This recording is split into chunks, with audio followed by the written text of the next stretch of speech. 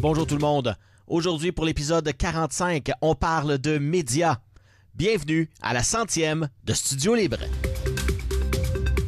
Mon prochain invité a plus d'un demi-siècle d'expérience dans son domaine. Et toute une vie d'humilité à propos de son demi-siècle d'expérience dans son domaine. Et c'est pourquoi à chaque fois qu'on parle de lui, eh bien, tout le monde dit « Ah oui, Michel Picard ». Bonjour Michel. Salut Sylvain. Écoute, merci de m'inviter encore. Ben, c'est un plaisir. J'espère que tes téléspectateurs vont apprécier. Mais un demi-siècle, je t'avoue que ça paraît dans le visage. Les rides là commencent à apparaître. Je pensais jamais vraiment durer aussi longtemps. Ouais. Pour toutes sortes de raisons. Tu sais, la santé peut t'arrêter. Évidemment. La passion, non. Mais en même temps, tu le sais, les médias, c'est fragile. Donc, surtout ça marche ou ça marche pas. J'ai vu tellement de gens qui avaient du talent, puis ça n'a pas marché. J'ai jamais compris le processus. J'ai vu des gens sans talent réussir. Là-dedans, c'est spécial. C'est vraiment spécial. Ouais. C'est un domaine, que tu affectionnes depuis 53 ans, maintenant 2025. Donc, de 1972 à 2025, tu as vu l'évolution de ce qui étaient les médias de l'époque, autant technologique que dans l'idéologie, comment on fait les choses. Est-ce que c'est pour le mieux? Est-ce que c'est pour le pire? Ça, c'est à ceux qui devront juger. Moi, je dirais que c'est pour le mieux. Toi, tu es né dans la technologie, Oui. tu es habile là-dedans. Je sais pas, j'essaie de te voir en 72, là, le même Sylvain Caron en 72, dans une salle de nouvelles. D'abord, tu as une dactylo, 3 copies carbone, c'est ça que tu as. Puis tu as des bottins, des annuaires téléphoniques pour trouver les gens. Il n'y a pas de répondeur. Donc, si tu veux des invités, ils sont mieux de répondre tout de suite parce que tu vas les perdre. Quand je faisais le matin, je l'avais déjà raconté, il fallait que dans l'heure du souper, je leur téléphone pour dire demain matin, je peux-tu vous téléphoner? Parce que sinon, ils sont partis au travail. Écoute, ça a tellement changé. Mais l'auditeur, le téléspectateur, lui, c'est le même, d'une certaine manière. Il y a des attentes. Il veut que ça soit intéressant. Il veut pas que ça soit plate. Ben, c'est ça. Mais... Quand on parle de technologie, moi, je suis comme à la frontière. J'ai étudié en 2000, donc je suis à la frontière de... On fait ça à pioche. Et puis, on avait un petit peu de technologie, notamment en télé. C'est ça que j'expliquais avec ma conjointe hier.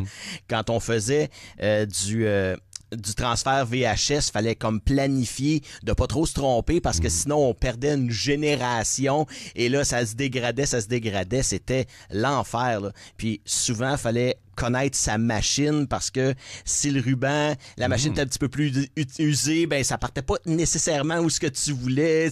Mais quand on était loin de du montage, on collait ça sur un mur. Oui, absolument. Non, mais c'est hallucinant. Les 2 pouces, 1 pouce, 3 pouces, puis tu regardais à l'œil. On pouvait jamais avoir les buts gagnants au hockey. On envoyait le caméraman, il faisait la première période, puis il revenait, juste le temps de développer ce film-là. Il était 23 heures le soir là, pour le bulletin. Non. Moi, ce que j'aime de la technologie, c'est une chose.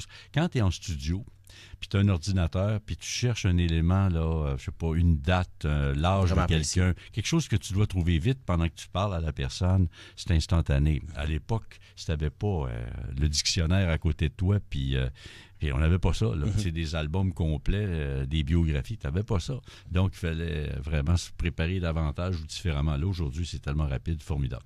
Oui, c'est ça. Puis on peut trouver, moi, je me souviens quand j'étais à la radio, exemple donné, tu veux avoir une section, insolite, une nouvelle insolite, ben tu t'en vas, clic, tu tapes, et puis tu peux littéralement, parfois même, je la lisais en même temps de la raconter. D'un œil, tu lis et tu parles avec ton micro de l'autre bord. C'est ça l'avantage de la radio aussi, que je trouve, c'est que il y a beaucoup de choses qu'on voit pas. On voit pas l'envers du décor. Tandis qu'en télé, ben, t'as pas le choix, ou ta face va parler parfois plus que ce que tu dis. Mais t'as raison, puis il y a des trucs de base. Tu sais, quand j'enseignais à l'université à un moment donné, tu sais, je leur disais, si tu couvres des funérailles à la télé, tu veux voir le cercueil entrer, puis tu veux voir le cercueil sortir, tu vas entendre des gens pleurer, tu vas entendre des cloches de l'église, puis idéalement quelques extraits avec des gens qui ont connu le mort ou la mort. La morte. Non, mais si tu fais pas ça, c'est pas un bon topo, c'est pas un bon reportage. Là. Alors, tu dois t'adapter. Un accident, les gens veulent voir le plus qu'ils peuvent. On est rendu là. Oui. Ça fait maintenant, je pense, quoi? T'es arrivé en 2013 à Unique FM? Ça fait 12 ans? 2014, pour être précis. Oui. Et de faire ça depuis, 11 ans, jour après jour, du lundi au jeudi. À un moment donné, comment dire, on parlait de passion. Comment est-ce qu'on fait pour garder cette passion-là après 50 ans? Écoute, je pense que c'est en moi. Tu sais, tu entends souvent des athlètes là, dans le sport dire on fait ce qu'on aime. Oui. Jamais je me suis posé la question. Je me réveille tôt, là, puis je me prépare, puis juste la préparation, ça m'allume, ça garde mon esprit allumé. Il y a des journées un peu plus stressantes, là, parce que tu cherches tes invités, tu te grattes la tête, mais j'essaie toujours, la planification, c'est super important là-dedans. Je suis un gars organisé dans ma tête, donc si je vois des choses qui s'en viennent, je me dépêche. Si, mettons, tu sais, dans les médias, tu le sais, on nous offre, mettons, des artistes, puis premier arrivé, premier servi. Moi, j'attends pas de répondre à la relationniste la veille de la disponibilité de l'artiste. Je suis le premier sur le courriel. Puis je sais qu'ils apprécient ça parce que les autres, ils bookent à mesure. C'est premier arrivé, premier servi. Premier servi. Alors, j'ai appris ça, puis ça, je me garde des feuilles. Je suis encore aux feuilles sur des choses. J'ai l'ordi, je classe des choses, mais pour l'émission comme telle, ma feuille de route, elle est papier. Parce que je peux changer des choses rapidement, puis quand elle est terminée, là, je la rentre dans mon ordi. Tu sais, plus que de travailler sur l'ordi à mesure, j'aime bien avoir ce papier-là, parce que tu peux te mettre des notes et tout ça. Oh oui. Et j'imagine que... Donc, on a une photocopieuse encore à la station. Ben ça, on n'a pas le choix, même si. Donc, quand tu arrives pour faire des entrevues et que les gens, te connaissent, c'est sûr que ça va bien, mais... Quand tu prends des gens qui ne sont peut-être pas habitués ou qui ont été délégués par leur organisation pour ça, regarde, vas-y, c'est toi qui vas à l'abattoir. Je sais pas si à la radio, c'est parce que moi j'en ai eu ici qui me disaient là, je dors plus depuis 2 jours parce que faut que je fasse une entrevue, ils sont stressés. À la radio, c'est peut-être un petit, vu qu'on n'a pas le visage, que c'est pas filmé, est-ce que tu sens que ces gens-là sont moins stressés par la radio? Ben, je pense que oui. Parce que, moi, j'aime bien avoir l'image. J'espère qu'on va diffuser sur webcast bientôt. Oui. Parce que tu peux rassurer visuellement la personne. Ah, OK. Elle voit que tu l'écoutes. J'avais pas vu ça. Et puis là, tu comprends, c'est quand même important, comme les gens se parlent au téléphone maintenant, ils se voient. Mais je sais, quand je vois que ça pourrait être stressant, je leur envoie toujours un petit plan de match. Là, 3 questions de base, mettons, on va parler de votre parcours dans l'entreprise. Alors, vous allez me raconter votre vie. Et la personne, elle y pense. Fait que quand elle arrive en ondes, pas plus pointu que ça, mais tu sais, j'essaye de faire ça. Mais beaucoup de gens maintenant, tu sais, les médias sont plus accessibles que jamais. Nous, c'était peut-être plus énervant dans les années 70, 80, 90. Aujourd'hui, les gens sont habitués, ils regardent la télé, écoutent la radio. Il y a tellement de diffusion possible puis d'applications. Il me semble qu'ils sont plus ouverts. Moi, c'est ce que je sens. Fait que... Quand on est à la radio et qu'il arrive des petites bourdes, ça peut arriver. Des pépins. Il faut savoir se revirer de bord sur une scène. Bon, on a l'avantage en radio de... Bon, on va passer en chanson, on va passer en pub. Mais moi, je peux pas faire ça. Ah, parce qu'à un moment donné, j'ai un technicien, parce que ça serait... Le show est trop vite pour que je m'opère. C'est téléphone sur téléphone sur téléphone, des annonces. Je l'ai fait. Puis là, à un moment donné, mon technicien, il faut qu'il aille à la salle de bain. Fait qu'il se lève, et c'est pendant qu'il est à la salle de bain, qu'il est à l'autre bout du couloir, à Unique FM, c'est assez loin du studio. Là, la ligne casse. Mais moi, je peux rien faire, la ligne casse, il n'y a plus rien en onde. Fait que là, j'ai improvisé 2, 3, 4, je souhaitais qu'il revienne, là, il est revenu, mais ça fait partie de la radio. J'ai expliqué. Bon, le technicien est parti faire une petite course, puis j'ai perdu mon invité, fait que je vais vous résumer ce qu'il aurait dû nous dire. Non, mais tu l'as fait, Sylvain, tu m'as donné cette improvisation 101, puis je pense que les gens aiment ça. De voir qu'on est... On est humain après tout. Là. Ça, on regarde la télé, on regarde la radio. D'ailleurs, aujourd'hui, la télé-réalité est tellement importante. Puis on veut voir le vrai. Et tu parlais de la techno. On peut aller chercher maintenant des extraits 15 secondes, 20 secondes, 25 secondes. Mettons, le président américain dit quelque chose d'important. Moi, je pense qu'il dit rien d'important chaque jour, mais tu veux l'entendre pareil. Tu peux aller le chercher partout maintenant. Tu mets ça en ondes, puis c'est vrai pour campagne électorale en ce moment et tout ça. Fait qu'il y a des gros avantages. Oui. Parlant de campagne électorale, justement, comment après une douzaine de campagnes électorales, comment on se prépare pour une autre campagne? Puis comment est-ce qu'on peut voir un peu derrière l'image? Comment on se renouvelle souvent dans nos questions, parce qu'on s'entend que la cassette est là souvent. Comment est-ce qu'on fait après tant d'années pour être... je pense qu'il faut... ça, vraiment, ça demande de la préparation. Je pense qu'il faut focusser, cibler pour que ça soit intéressant pour les gens, les comtés intéressants. Là-dedans, il y a des histoires intéressantes de candidats, candidates. Moi, j'admire les gens qui vont en politique parce que je pense que c'est... tu le ferais pas. Ça brise les ménages, puis ça brise ta vie normale. Je veux dire, ça n'a pas de sens, mais il y a des gens qui aiment ça. Mais écoute, je vais faire, je pense que c'est ma 12e élection fédérale. Écoute, j'en ai fait à Saskatoon, à Vancouver, j'en ai fait ici, j'en ai fait réseau. Je pense que j'ai tout couvert, provincial, municipal. Et à chaque fois, pour être franc, c'est comme une partie de hockey. Moi, je vois ça comme ça. Il faut que ça soit rapide, punché, et tu iras nulle part si tu n'as pas des bons analystes. Fait qu'il te faut une brochette d'analystes. Fait que là, je les ai choisis, je vais les nommer parce qu'on va faire la soirée radio, télé, webcast et sur le câble à l'échelle de l'Ontario, ça intéresse les gens, puis on va évidemment couvrir le Québec. J'ai Don Boudria comme analyste assis à côté de moi. Don, écoute, c'est 60 ans d'expérience, il connaît tout le monde. Je pense qu'il pourrait me nommer tous les candidats par ordre alphabétique. Et surtout, ce véhicule-là de dire... Quand j'étais là, dans l'Ouest de même, dans les Maritimes, tu sais, ça les gens adorent. J'ai Madeleine Meilleur, qui a été ministre longtemps, qui connaît tout le monde en Ontario.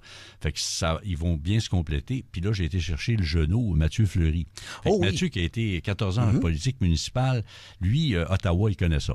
Puis, ça va être intéressant pour les gens. Si j'ai pas ces 3 poteaux-là bien préparés, je peux pas tout faire ça moi-même. Moi, mon rôle, c'est d'aller chercher au bon moment, de rendre ça rapide, tu sais, la synthèse de tout ça, et d'avoir des poteaux un peu partout. Là, j'ai une liste dans ma tête, là, on va aller en Zoom, fait que maintenant, je vais aller à Maniwaki, Michel Gauthier, qui s'était présenté conservateur, parce que je veux équilibrer. Puis Michel, comment ça se passe dans le Nord? Comment tu vois ça? Ça prend 2, 3, 4 minutes. Ça, c'est l'avantage de la techno. On peut tout faire ça. Ça te demande un bon réalisateur. Il m'a dit, comment tu vois ça? Je disais, imagine qu'on va vivre, une période de temps supplémentaire pour la Coupe Stanley. Parce que ça pourrait être ça, l'élection. Quoique j'ai une petite idée de ce qui va arriver. Moi aussi, j'ai une petite idée de ce qui va arriver. Pas mal rapide.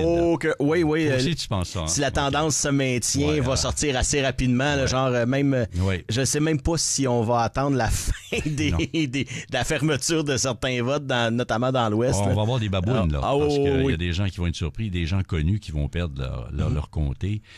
Le Canadien et la Canadienne, à un moment donné, ils veulent un changement, mais ils veulent aussi penser... Je pense que c'est l'économie, puis quand tu vas faire ton épicerie, là, c'est ça qui parle au monde. Fait que c'est ça que, idéalement, tu prends la meilleure personne, va pouvoir régler ça un peu, là. Et c'est drôle parce que j'écoutais un YouTuber français qui vit aux États-Unis. OK. Et puis, il dit, je m'en vais dans un 5 à 7 le lendemain des élections.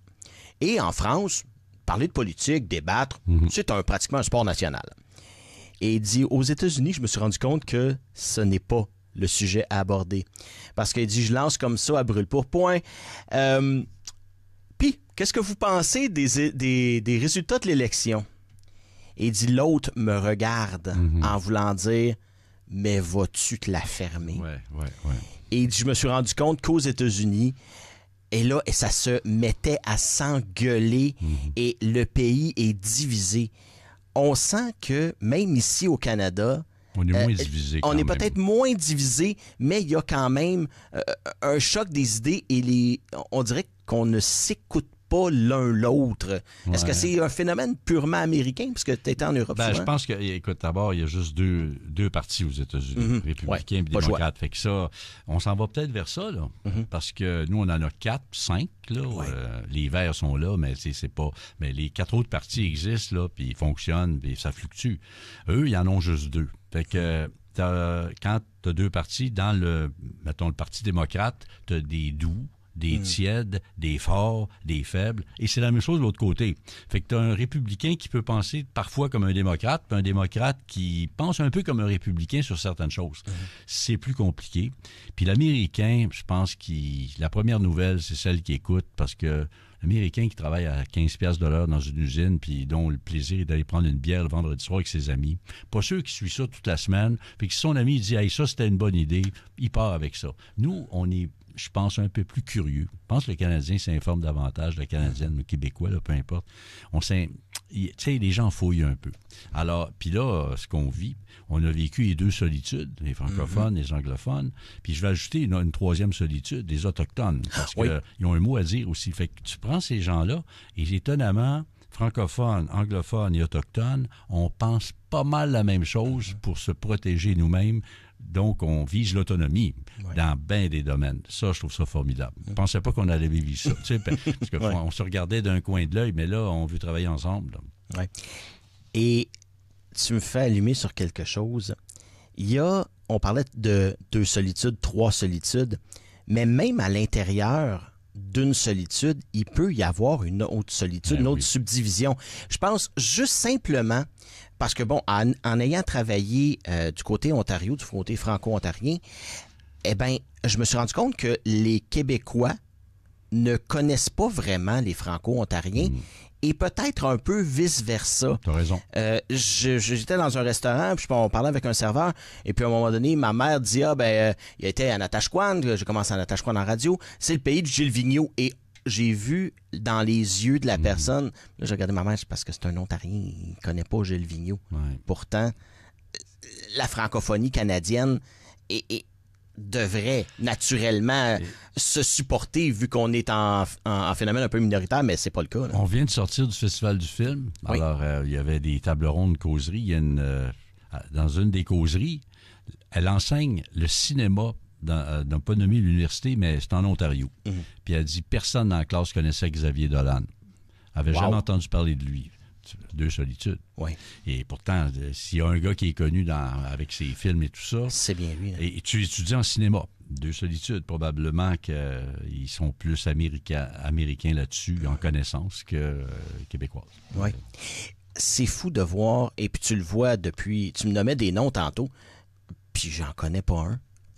Et c'est des grands bâtisseurs du côté franco-ontarien, et on ne les connaît pas. Pourquoi on les connaît pas, justement? C'est une bonne question. Il faut dire qu'ils sont quoi? 700 000, les franco-ontariens, aujourd'hui. Ils ont déjà été 1 million quelques. Les médias n'ont pas véhiculé... Il n'y avait pas beaucoup de médias véhiculer ce qui se passe. Ça, c'est une chose, alors qu'au Québec, il y a une multitude de médias, à Montréal, à Québec et tout ça, différents genres de radio puis de télé. Fait que ça, c'est beaucoup, là. Tu sais, je veux dire, Vidéotron a fait beaucoup sur le câble. Rogers a fait un peu, mais tu sais, c'est pas le même système. Si les gens veulent écouter la télé publique, ben t'écoutes Toronto. Alors, pourquoi on les connaît pas? Ils sont isolés. Ils travaillent dans des domaines, des fois aussi, qui sont pas payants, entre guillemets, le communautaire, le social. Alors, c'est peut-être pour ça. Tu sais, fondamentalement... Tu appréhendes le futur comment? J'y pense plus maintenant. Ouais. C'est fou. Quand j'ai commencé, je me disais, si j'ai la chance de faire de la radio, je vais être chanceux. Commencer à en faire. Si j'ai la chance de faire de la télé, il va prendre ce qui passe. Puis là, les années se bousculent. Tu vis ça déjà à ton âge, là. Ça va vite, là. 2 ans, 3 ans, 5 ans, puis tu regardes derrière, 10 ans, puis tu sais. Fait que je me dis, je profite de chaque moment. Pour être franc, là, me lève, je me dis, OK, cette semaine, lundi, mardi, mercredi, jeudi, je suis focusé là-dessus. J'essaie de me garder un peu de temps pour moi, là, puis mes proches. Mes parents vivent encore, mais j'ai ma mère avec l'Alzheimer, puis mon père 96 ans. Incroyable. Là. Ah oui. Toute sa tête, mais 96 ans, on est quand même dans un hôpital. Là, mais non, j'y pense plus maintenant. Quand ça va arrêter, je vais dire merci. Je vais être reconnaissant parce que j'ai été chanceux, j'ai travaillé fort, mais j'ai été chanceux. Il faut que tu sois chanceux un peu. Ouais. J'en ai vu autour de moi être moins chanceux. Tu sais, à un moment donné, je vais te dire, je peux le compter. À un moment donné, je faisais des annonces pour Bonaventure Ford. Pourquoi j'ai eu les annonces? Pas parce que c'était moi qui voulais, c'est parce que le gars qui les faisait est tombé malade ou je me souviens plus. Et là, ça pressait, puis le vendeur est rentré dans la salle, il me faut quelqu'un annoncer des chars. Alors, j'ai commencé, je l'ai fait pas pire, fait que je l'ai fait pendant 5-7 ans. Tu sais, je veux dire, il y a une question de Être chance. là au bon moment. Les Olympiques, je veux dire, les premiers Olympiques, 76 à Montréal, tu as les 9 vedettes de Montréal, là, René Le Cavalier en descendant, puis il en manque 3. Ils se disent, nous, ce qu'on va faire, on veut 3 jeunes. On va aller chercher Pagé à Québec qui commence, Mick Nicol à Ottawa qui commence. Hey, il y a un gars dans l'Ouest, s'appelle Picard à Vancouver. Ça va être le fun, ces 3 jeunes. On va leur donner tous les sports que les autres veulent pas. Non, mais c'est exactement ce qui est arrivé. Ben, c'est un peu la méthode de pensée de l'époque aussi. Et on s'est entendu. Et puis, ça, je la raconte parce que je la trouve formidable. 3 jours avant les Olympiques à Montréal, tu sais, t'es jeune, là. J'avais peut-être 23, 24 ans, là. Lionel Duval, pour créer une chimie, nous invite chez eux. Donc, on s'en va chez lui. Alors, Duval, avec Mick Nicol et moi, puis je pense que c'est Kenville qui était là, puis il y avait un billard. Puis moi, je savais pas, Lionel aime jouer à l'argent, pas du gros argent, pour le plaisir. Lui, il a le billard, puis il dit, on va jouer 2 contre 2, Kenville et moi contre vous 2. Ils veulent nous faire des poches, tu comprends? Fait qu'on commence à jouer. Moi, je suis pourri. Mais là, Mick Nicol, quand c'est à son tour de jouer, il vide la table. Puis là, je les vois le visage de Lionel. Comment ça se fait que tu sais jouer comme ça? Il dit, mon père était propriétaire du billard, le pool room sur Dalhousie, dans la vieille. Alors, il avait été élevé là-dedans. Fait, il savait jouer au billard, là. Je peux te le dire. Fait que, tu sais, c'est des petites affaires. En tout cas, c'est... Mais je pourrais compter tellement d'anecdotes sur eux autres. Ça, t'en as tellement d'anecdotes de toute façon. Écoute, oui. Est-ce que t'as pensé à compiler ces anecdotes-là? Parce que c'est savoureux, Michel. Je sais que t'as écrit quelques livres, là, mais juste un recueil d'anecdotes, ça serait incroyable. Des fois, j'en ai tellement qui me viennent en tête. Ça serait-tu intéressant pour le lecteur? De fait, la meilleure façon de le faire, ça serait de faire des balados anecdotes. Ben, honnêtement, parce que ça se raconte mieux quand je te parle. Ben oui. Puis, tu sais, je peux me faire une liste puis dire, OK, j'ai 2 minutes pour la compter comme il faut. Parce que l'écrire, là, tu le sais, moi, j'écris jamais mes questions, là. Jamais. Moi non plus. J'encercle des mots, mais jamais, parce que si j'écris ma question, c'est pas naturel. Ouais. Puis la deuxième est peut-être plus bonne, fait qu'on l'oublie. Tu comprends? Après ça, tu fais de l'écoute active, là. Il frappé, il m'a donné, je voulais aller dans une direction avec un invité, puis il t'amène ailleurs. Va ailleurs. Moi, tu tiens le gouvernail, là. C'est lui qui rame. Tu sais, je veux dire... Honnêtement, si ça te tente de faire un balado anecdote, je suis le premier qui va lever la main pour le faire. Parce que, honnêtement, et c'est tellement drôle. Je me souviens, on se tordait de rire quand tu nous racontais ça. Puis c'était quoi? Hey, c'est quoi l'anecdote? On avait hâte que tu arrives pour nous conter l'anecdote du jour. Oui, effectivement. Oui, c'est effrayant. Ben, il m'en vient une, là, puis ça va peut-être... je sais pas s'il te reste du temps, mais je la compte rapidement. Tu vois, téléjournal, c'est toujours... je voulais commencer le téléjournal avec des choses originales, souvent. Là, des fois, on est tanné de la politique. Puis là, on apprend qu'il y a un monsieur qui a 100 ans, extraordinaire, qui a une carrière, qui a toute sa tête. Fait qu'on l'invite, puis je dis, j'ouvre le téléjournal avec lui. Vous avez 100 ans aujourd'hui. Fait que le monsieur arrive vers 5h30. Il marche avec une canne, il marche lentement, mais tout bien habillé, tout ça. On le maquille, on l'amène sur le plateau. Il est à côté de moi. Je suis à 2 minutes d'aller en onde. Puis là, puis il a hâte de jaser, le monsieur. Puis il me dit, c'est parce que je pense qu'il faut que j'aille aux toilettes. Mais là, il est 6h moins 2. Tes journal, t'as 6h. Les toilettes sont à un demi-kilomètre du studio. Non, mais tu sais, il met ça le plus loin possible. Puis j'entends ma réalisatrice, dans mon casque d'écoute, dire « Je descends ». Fait qu'elle descend du contrôle à toute vitesse. Elle enlève les micros. Elle sort du décor, elle l'amène à la toilette. Mais ça a pris comme 10 minutes, là, tu comprends? Moi, j'ai pu l'inviter. Là, dans ma tête, il faut que je fasse le show complètement. Je me dis, en haut, ils vont me suivre. Là, on a les manchettes. Puis je vais juste faire croire, je vais leur dire, hey, j'ai un invité spécial, ça s'en vient. Mais je sais pas s'il va s'en revenir des toilettes. Et finalement, je devais ouvrir avec lui à 6h. J'ai fermé avec lui à 6h25. On lui a remis des micros. Mais j'avais envie de rire. C'était sympathique. C'est ça. Veux-tu? Puis je pensais que c'était comme ça à une certaine époque. Notamment en radio, si t'avais pas la grosse voix FM, tu passais pas. Aujourd'hui, on voit toutes sortes de styles de voix. Avec des accents aujourd'hui. Oui, absolument. On est dans la mondialisation. Là, Et quand on arrivait puis qu'on disait, finalement, tu passeras pas, c'est difficile pour quelqu'un. Bon, je sais, je me suis fait refuser nombre de fois avant que ça pogne, avant d'avoir mon break, comme on dit. Mais comment, justement, est-ce qu'on fait pour être motivé quand on nous dit, justement, ça marchera pas ou tu passes pas? Je pense qu'il y a un élément important, là, puis peu importe d'où on vient. la connaissance puis l'amour du milieu dans lequel on vit. La connaissance du milieu, il faut l'acquérir rapidement si tu viens de déménager. Oui. Si tu es né là, tant mieux. Mais il y a beaucoup de gens qui sont nés quelque part qui travaillent ailleurs. Absolument. Mais cette connaissance-là, donc lire le plus possible, puis tout de suite se réseauter avec les gens de la place, puis l'amour de la région. Tu sais, moi, je ne pourrais pas travailler, j'aime la région ici. J'aime les deux côtés. J'aime ça. À chaque fois que j'arrive chez nous, je trouve ça beau. Je reviens d'ailleurs, je trouve c'est chez nous ici, là. Puis ça fait longtemps. Je suis arrivé en 76. J'avais un oncle qui vivait ici. Je voulais vivre à Ottawa, Gatineau, tu sais, c'était hall. Mais ça, c'est important. Tu peux pas performer si tu es dans un milieu que tu n'aimes pas vraiment, parce qu'ils ne t'accepteront pas. Donc, faire de la radio, de la télé, c'est très délicieux. Tu sais, il y a une place, probablement un des endroits les plus durs de faire de la télé, c'est Québec.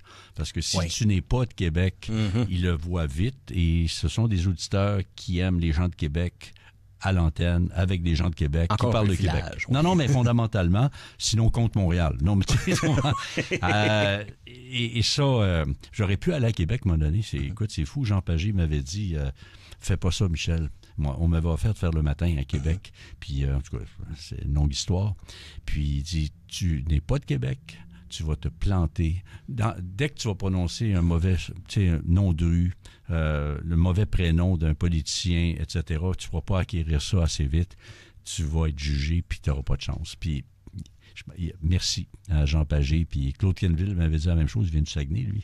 C'est un milieu là, très compliqué. Fermé, ouais. Ici, le milieu ouvert. Les gens sont accueillants ici, vraiment, là, parce que tu regardes des gens de l'Outaouais, ces gens arrivent d'Abitibi, ils arrivent du Pontiac, ce sont des Franco qui ont déménagé, petite nation, tu sais, tout le monde s'est mélangé. Il me reste une anecdote, elle va être rapide. Quand j'ai commencé à Saskatoon, je faisais 6 jours semaine, puis c'était le samedi, je suis tout seul dans mon studio, je fais tourner des disques, la porte ouvre et Michel Desrochers rentre. Michel Desrochers, c'était la plus grande vedette à l'époque, travaillait à CJMS, c'était un disque jockey incroyable qui aussi était à la télé. Hey, c'est l'été, moi c'était mon idole, je l'écoutais, puis là je vois Desrochers rentrer dans mon studio. Il n'y a personne d'autre que moi, évidemment, dans la station. Puis il me dit « Bonjour, je suis Michel Desrochers. » Je dis « Oui, je vous ai reconnu. » Il dit « Moi, c'est mes vacances, je traverse le Canada, puis j'arrête dans toutes les stations de radio pour saluer le monde. Ça m'intéresse de voir comment on fait de la radio dans ces coins-là. » Et puis, crois-le ou non, j'ai dit « Michel, est-ce que je peux vous inviter à manger un spaghetti chez nous? » Et Michel Desrochers est venu dîner à la maison. On avait juste du spaghetti. On a mangé un spaghetti, puis on est reparti vers Edmonton. Pense-y, là. Wow. Je l'aurais jamais rencontré autrement, là. Non, c'est vrai. On rencontre des gens extraordinaires dans notre métier. Et je suis convaincu que tu en fais partie, mon Michel. Ben, t'es fin, mais tu me promets que tu viens à Unique FM. Ah oui. Je vais aller faire mon tour. On va souhaiter une belle élection aussi, mesdames, messieurs. Allez voter, c'est ça qui est important. Merci beaucoup d'avoir été des nôtres pour cette édition numéro 45, 100e au total de Studio Libre. J'aimerais remercier mon invité d'aujourd'hui que vous pouvez entendre du lundi au jeudi dès 15h à Unique FM 94.5, Michel Picard.